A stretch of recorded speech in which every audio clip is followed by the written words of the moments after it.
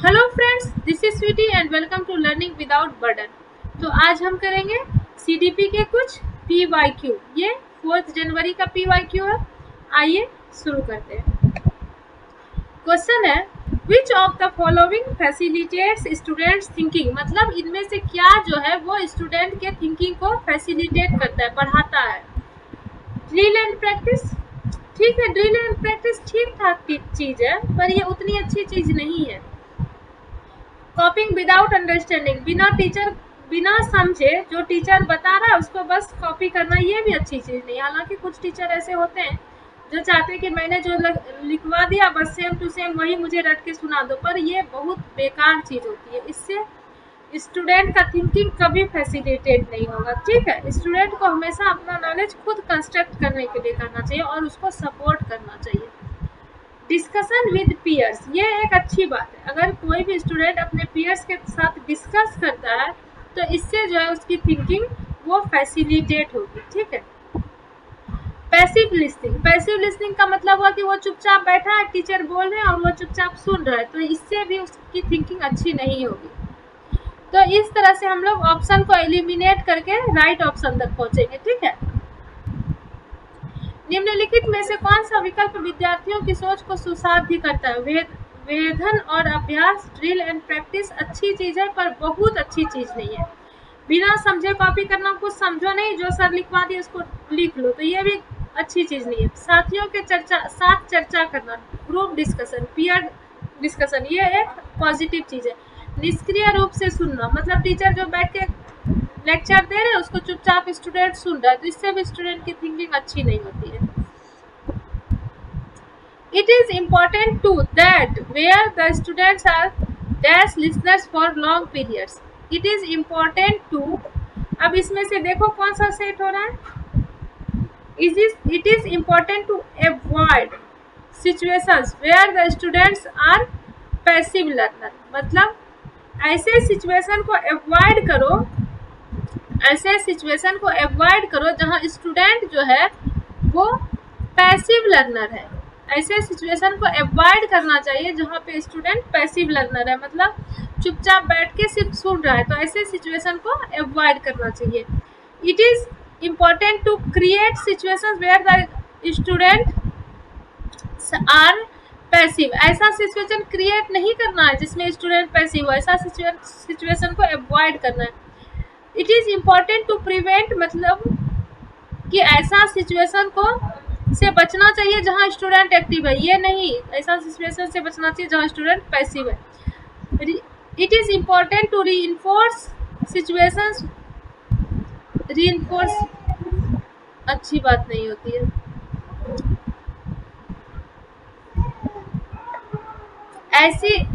ऐसी स्थितियां टालना महत्वपूर्ण है जहां छात्र लंबे समय तक निष्क्रिय श्रोता है, जहां की स्टूडेंट जो है वो चुपचाप बैठ के सिर्फ सुन रहा है। ऐसे सिचुएशन को टालना चाहिए और ऐसे सिचुएशन को पैदा नहीं करना चाहिए जहां स्टूडेंट निष्क्रिय, और ऐसे सिचुएशन को रोकना नहीं चाहिए जहां बच्चा एक्टिव है।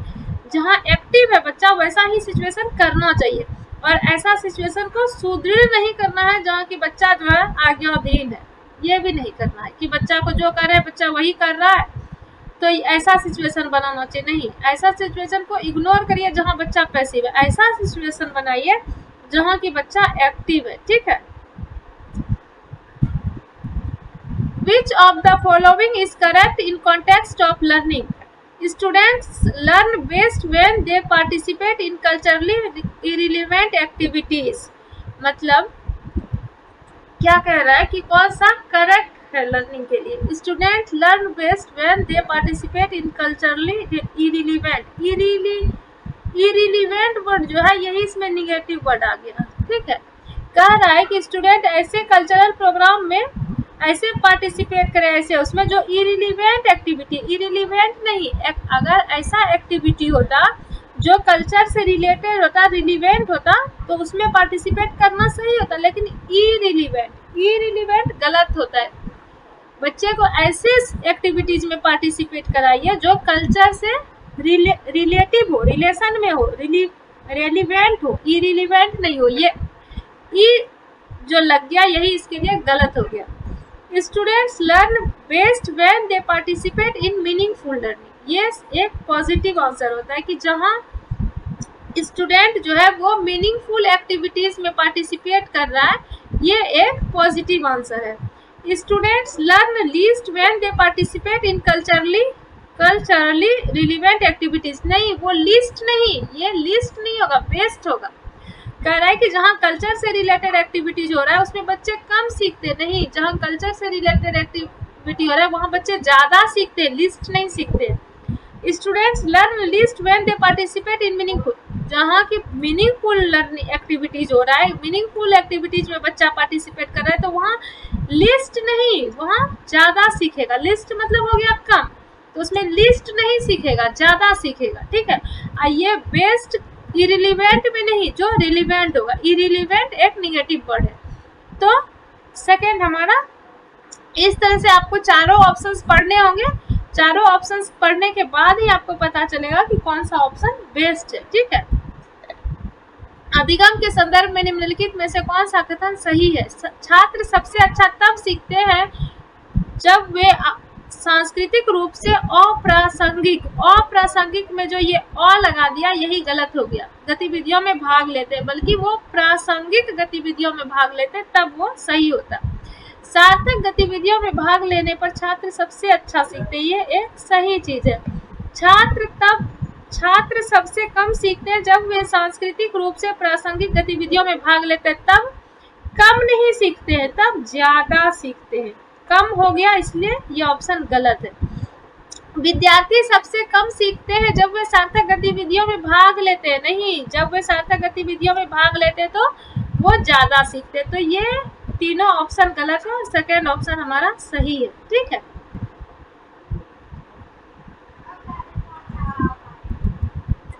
While designing instructions, a teacher should ensure that her instructions does not। जब कोई टीचर अपना इंस्ट्रक्शंस को डिजाइन कर रहा है तो उसको क्या इंश्योर करना चाहिए? ठीक है, क्या इंश्योर करना चाहिए कि नहीं हो, नॉट लगा हुआ है। Confuse and discourage students. सही बात है, उसको करना चाहिए कि ऐसा इंस्ट्रक्शन करे जिससे कि बच्चा कंफ्यूज ना हो जाए, और जो ऐसा इंस्ट्रक्शन हो जो बच्चे को डिस्करेज ना करे।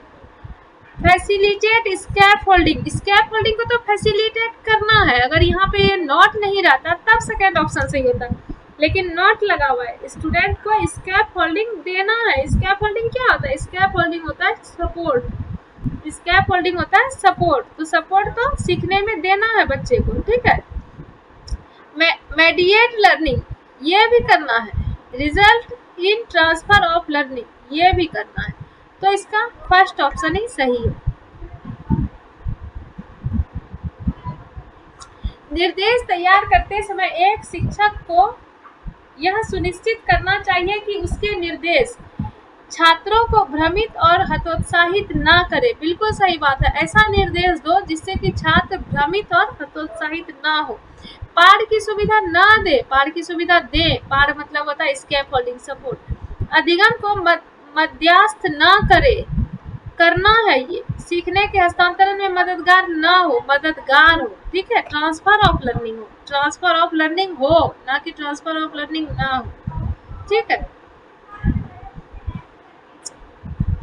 Which of the following is not promoted by the advocates of socio-constructivist approach of learning? Not promoted.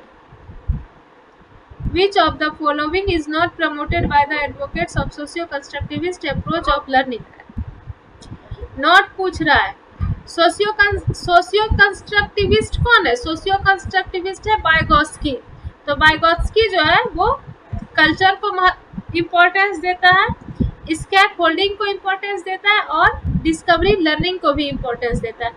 बस ये कंडीशनिंग ऑफ बिहेवियर जो है ये इसकी बात स्किनर करते हैं। ठीक है, स्किनर, वाइगोत्स्की इसकी बात नहीं करते हैं, स्किनर करते हैं।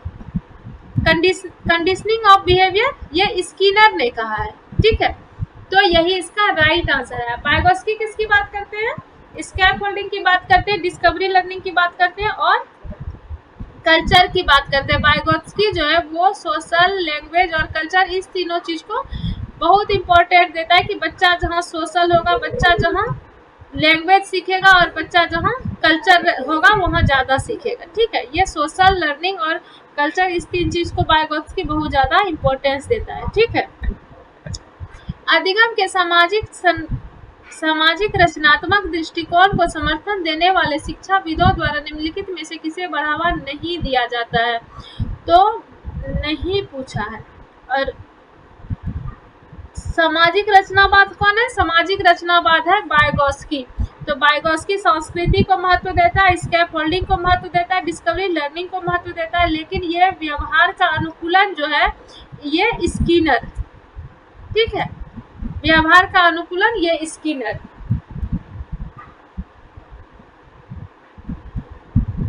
In order to enhance problem solving skills of students, which of the following is good strategy? बच्चे में जो है प्रॉब्लम सॉल्विंग स्किल को इनहेंस करना है। ठीक है, बच्चे में प्रॉब्लम सॉल्विंग स्किल को इनहेंस करना मतलब बढ़ाना है। तो कौन सा स्ट्रेटजी अपनाना चाहिए? ठीक है, तो create situations that demands applications of knowledge. ये तो अच्छी बात है कि आप ऐसा सिचुएशन क्रिएट करिए जिससे कि नॉलेज को जो है वो एप्लीकेशन, बच्चा जितना अपना नॉलेज को अप्लाई करेगा वो अच्छा होगा, अप्लाई करना चाहिए। तो आप ऐसा सिचुएशन क्रिएट करिए जहाँ कि बच्चा अपने नॉलेज को अप्लाई करे, तो ये एक अच्छी बात है, इससे उसका प्रॉब्लम सॉल्विंग स्किल इनहेंस होगा। Give a list of facts to rote memorization तो हर हाल में गलत है कि आप उसको एक लिस्ट थमा दिए कि लो भाई ये लिस्ट में लिखा हुआ है किस डेट में क्या हुआ है, कब प्लासी का युद्ध हुआ है, कब 1857 की क्रांति और क्या क्या हुआ है, सबका लिस्ट थमा दिए, बैठ के तुम डेट याद करते रहो। तो ये बहुत गलत चीज़ है। आप उसको ऐसा पढ़ाइए, ऐसा कहानी बना के पढ़ाइए कि उसको याद ना करना पड़े, उसको दिमाग में याद हो जाए कि ऐसे ऐसे हुआ था, ऐसे अंग्रेजों ने ऐसा किया था, वहाँ पर सब लोग मिल के बहादुर शाह जफर के पास गए, उनको अपना नेता बनाया, लड़ाई लड़ी। ऐसा कहानी सुनाइए कि बच्चा को कहानी सुन के ही याद हो जाए, उसको रटना ना पड़े। कुछ रटना जहाँ पड़ गया, अगर बच्चे को रटना पड़ गया तो टीचर फेल।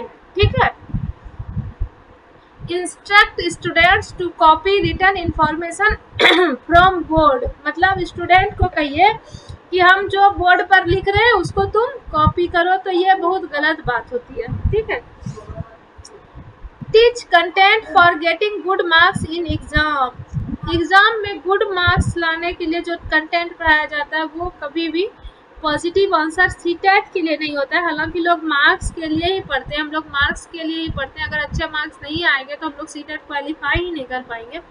लेकिन ऑप्शंस, अच्छे मार्क्स लाने वाले ऑप्शंस हमेशा गलत होते हैं। ठीक है, जिसमें बच्चे की लर्निंग अच्छी होगी, जिसमें बच्चा एक्टिव रहेगा, जिसमें बच्चे की समझ बढ़ेगी, वो ऑप्शन सही होता है। जो अच्छे मार्क्स लाने के लिए ऑप्शन होते हैं वो ऑप्शन गलत होते हैं।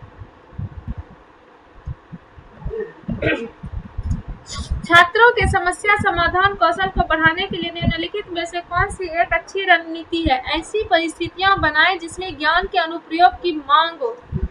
रटने याद करने के लिए तथ्यों की सूची दें। छात्रों को बोर्ड पर लिखी जानकारी की नकल करने का निर्देश दें। परीक्षा में अच्छे अंक प्राप्त करने के लिए विषय वस्तुएं पढ़ाएं। A teacher should deal with misconception among children by. बच्चे जो है, बच्चे में कुछ मिसकंसेप्शन हो जाता है, तो उसके लिए टीचर को कैसे डील करना चाहिए? मिसकंसेप्शन कैसे हो जाता है? जो छोटा बच्चा रहता है उसको मिसकंसेप्शन क्या हो जाता है? उसको लगता है कि मैं चल रहा हूँ तो मेरे साथ साथ चांद भी चल रहा है। ठीक है, वो क्योंकि वो जिधर जाता है उसको लगता है मैं जिधर जाता हूँ चांद भी उधर ही जा रहा है, मेरे साथ साथ ही चल रहा है। उसको लगता है कि जब मैं गाड़ी से कहीं जाता हूँ तो जो पेड़ पौधे होते हैं वृक्ष, वो पीछे की ओर भागते हैं। ये सब क्या होता है? ये सब बच्चे को मिसकंसेप्शन हो जाता है। तो बच्चे को जो मिसकंसेप्शन हो गया है उसके लिए आप क्या करिएगा? ठीक है, तो identify but not attending those misconception. आप उसको पहचान तो लिए कि बच्चा को यही मिसकंसेप्शन है। मिसकंसेप्शन मतलब वो चीज़ को गलत समझ लिया है, जो चीज़ वास्तव में है वो ना समझ के उसको वो गलत समझ लिया। तो आप पहचान तो लिए कि बच्चा में ये मिसकंसेप्शन है, लेकिन उसको कुछ उसके लिए किए नहीं, तो ये तो गलत बात है ना। टीचर का ये काम थोड़ी है। Providing opportunities to counter their misconception. Yes, आपको ऐसा अपॉर्चुनिटी देना होगा जो जिससे कि आप उसके मिसकंसेप्शन को काउंटर कर सके। ठीक है, यही इसका सही आंसर है। पनिशिंग चिल्ड्रन फॉर अगर आप उसको एक्सप्रेस करने से ही मना कर देंगे, पनिशमेंट देंगे कि तुम कुछ अपना बताओगे तो हम तुमको पनिश कर देंगे, तो फिर वो अपना मिसकंसेप्शन बताएगा ही नहीं। जब बताएगा ही नहीं तो फिर आप उसको सही करेंगे कैसे? ठीक है, तो बच्चे को एक्सप्रेस करने के लिए हमेशा बोलना है, चाहे वो गलत ही क्यों ना एक्सप्रेस करे। Referring them straight to a remedial teacher. अब उसको रेमेडियल टीचर के पास भेज देंगे तो आप किस लिए हैं फिर?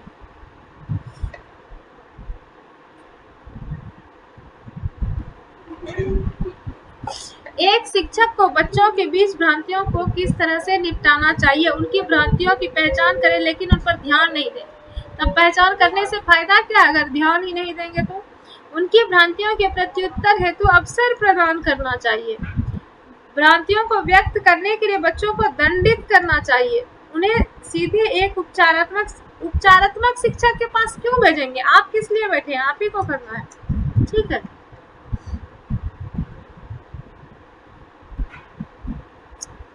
Shem. Shame is dash to the process of learning. Shame मतलब शर्मिंदगी, मतलब आप बच्चे को हमेशा एहसास करा रहे हैं कि तुम किसी काम के नहीं हो, तुम नहीं पढ़ सकते हो, ये तुम्हारे बस की बात नहीं है। तो ये एक बहुत ही गलत चीज है। बच्चे को ऐसा कभी नहीं कराना चाहिए। बच्चे को कभी नहीं कहना चाहिए कि तुम किसी काम के नहीं हो, तुम पढ़ नहीं सकते हो। तो ये एसेंशियल नहीं है, नॉट रिलेटेड नहीं है, सिग्निफिकेंट नहीं है, ये हार्मफुल है। बच्चे को अगर आप सेम करा रहे हैं कि तुम किसी काम के नहीं हो, तुम कुछ नहीं कर सकते हो, हमेशा उसको सबके सामने डिमोरलाइज कर रहे हैं, तो यह बच्चे के लर्निंग के लिए क्या है? हार्मफुल है। ठीक है, अधिगम की प्रक्रिया में शर्मिंदगी हानिकारक है। ठीक है, आवश्यक नहीं है, कोई संबंध नहीं है, महत्वपूर्ण नहीं है, हानिकारक है। The shift proposed in national education policy 2020। इस बार जो है बहुत लोगों ने कहा कि अरे एनईपी जो है वो हमारे सिलेबस में था नहीं एनईपी, लेकिन एनईपी पे भी क्वेश्चन आ गया। लेकिन अगर आप क्वेश्चन पढ़ेंगे तो आपको लगेगा कि एनईपी का क्वेश्चन है, लेकिन जब आप आंसर पढ़ेंगे तब आपको लगेगा कि ये एनईपी का क्वेश्चन नहीं था। हर शिफ्ट में एक क्वेश्चन एनईपी पे आया था, और ये एनईपी का क्वेश्चन नहीं था, ये ऐसा क्वेश्चन था जो आदमी एनईपी नहीं भी पढ़ा है लेकिन उसने पेडागोजी की पढ़ाई की है तो वो इसके आंसर को आसानी से बना सकता है। अब आप देखिए क्वेश्चन में है the shift proposed in national education policy. अब जब आप आंसर देखेंगे तो आपको समझ में आएगा कि इसका एनईपी से कोई लेना देना नहीं है, जो सही है वही सही है। क्या कह रहा है कि नेशनल एजुकेशन पॉलिसी जो है वो क्या कहता है? Standardization to flexibility. तो ये हर पॉलिसी, ऐसा नहीं है कि नेशनल एजुकेशन पॉलिसी, आप एनसीएफ 2005 देखिए, इसके पहले का एजुकेशन पॉलिसी देखिए, या इसके बाद भी 2-4 एजुकेशन पॉलिसी बन जाए तो कोई भी एजुकेशन पॉलिसी स्टैंडर्डाइजेशन को महत्व नहीं देता, वो हमेशा फ्लेक्सिबिलिटी को महत्व देता है। हमेशा क्या होना चाहिए? टीचर को और करिकुलम को क्या होना चाहिए? फ्लेक्सिबल होना चाहिए। ये हर नेशनल एजुकेशन पॉलिसी कहेगा, चाहे इसके बाद 2-4 और नेशनल एजुकेशन पॉलिसी बन जाए। हर नेशनल एजुकेशन पॉलिसी क्या होता है? वो बच्चे के हित में होता है, बच्चे की भलाई के लिए होता है, चाइल्ड सेंटर्ड होता है, इसलिए स्टैंडर्ड कभी नहीं होगा, हमेशा क्या होगा? फ्लेक्सिबल होगा। तो अगर आपने नेशनल एजुकेशन पॉलिसी नहीं भी पढ़ा है तो भी आप इसका आंसर दे सकते हैं। फॉर्मेटिव टू समेटिव असेसमेंट नहीं, फॉर्मेटिव टू समेटिव नहीं होता है। Conceptual understanding to learning for exams. Conceptual understanding to learning तक तो ठीक है, यहाँ तक तो ठीक है, पर ये फॉर एग्जाम देके इसको गड़बड़ कर दिया है। Multi disciplinary to rigidity. Rigidity एक बहुत ही निगेटिव वर्ड है, रिजिडिटी को नहीं अपनाना है, हमेशा किसको अपनाना है? फ्लेक्सिबिलिटी को अपनाना है। ठीक है, फ्लेक्सिबिलिटी को ही अपनाएंगे।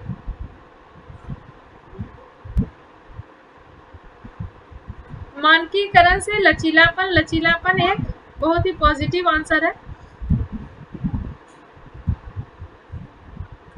संरचनाओं की समझ तक ठीक है, ये परीक्षा देके इसको गड़बड़ कर दिया। कठोरता एक गलत चीज है, ठीक है।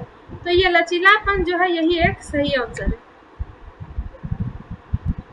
ये संरचनाओं की समझ एक बहुत ही अच्छा पॉजिटिव वर्ड है, पर ये परीक्षा जो दे दिया है इसीलिए हमारा आंसर इससे ज्यादा बेटर आंसर जो है वो हमारा थर्ड वाले से बेटर आंसर जो है वो लचीलापन वाला आंसर हो गया।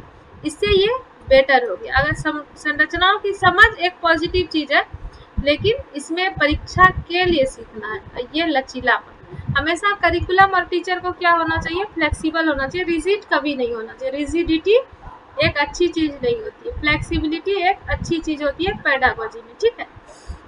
Learning should be directed towards, learning क्या होना चाहिए, कंपटीशन नहीं, इमिटेशन नहीं, मेमोराइजेशन नहीं, अंडरस्टैंडिंग। लर्निंग हमेशा कैसा होना चाहिए, अंडरस्टैंडिंग होना चाहिए, understanding rather than memorization। Memorisation मतलब रट्टा मारने वाला नहीं होना चाहिए, समझने वाला होना चाहिए, ठीक है। रट्टा मारने वाला नहीं, समझने वाला होना चाहिए। अब देखिए हिंदी में जो है इसका ऑप्शन चेंज हो जाएगा। हिंदी में इसलिए चेंज हो जाएगा, अधिगम को, क्योंकि हिंदी में लैंग्वेज चेंज हो जाता है ना, रटने के बजाय समझने की ओर निर्देशित किया जाना चाहिए। तो हिंदी में जो है इसका थर्ड ऑप्शन सही होगा। अधिगम को रटने के बजाय समझने की ओर निर्देशित किया जाना चाहिए। अधिगम को क्या करना चाहिए, समझने, मतलब उसमें समझने पे जोर देना चाहिए, रटने पे नहीं।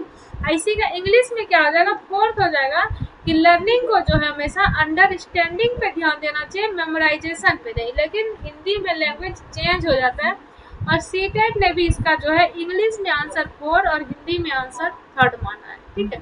जिसने हिंदी में टिक किया उसका 3 आंसर सही है, जिसने इंग्लिश में टिक किया उसका 4 आंसर सही है। तो होप कि आपको सारे क्वेश्चंस के कंसेप्ट अच्छे से क्लियर हुए होंगे, और आप ये देख रहे होंगे कि अगर कॉन्सेप्ट को समझ लिया जाए तो क्वेश्चंस उसी कॉन्सेप्ट से आते हैं। भले ही लैंग्वेज को चेंज कर दिया जाए, लेकिन कॉन्सेप्ट वही रहता है। अगर आप कॉन्सेप्ट को समझेंगे तो नेक्स्ट एग्जाम में कम से कम सीडीपी के क्वेश्चन तो बहुत ही आसानी से बना लेंगे। सीडीपी एक ऐसा सब्जेक्ट है जो आदमी 1 महीना भी अगर अच्छे से पढ़ ले तो वो 30 आउट ऑफ 30 ला सकता है सीडीपी में। हाँ, मैथ है, 15 नंबर का इंग्लिश है जो पेडागोजी को छोड़ के है कंटेंट, 15 मार्क्स का इंग्लिश है जो पेडागोजी को छोड़कर, उसके लिए क्या है, उसके लिए आपका थोड़ा बेस होना जरूरी है। लेकिन सीडीपी एक ऐसा सब्जेक्ट है जिसको अगर आप अच्छे से कॉन्सेप्ट को समझ लेते तो आप 1 महीने भी तैयारी करके 30 में 30 नंबर ला सकते हैं, ठीक है। तो अगर वीडियो पसंद आया तो वीडियो को लाइक करिए, अपने फ्रेंड के साथ शेयर करिए, और अगर अभी तक चैनल को सब्सक्राइब नहीं किया है तो चैनल को सब्सक्राइब करिए, ठीक है।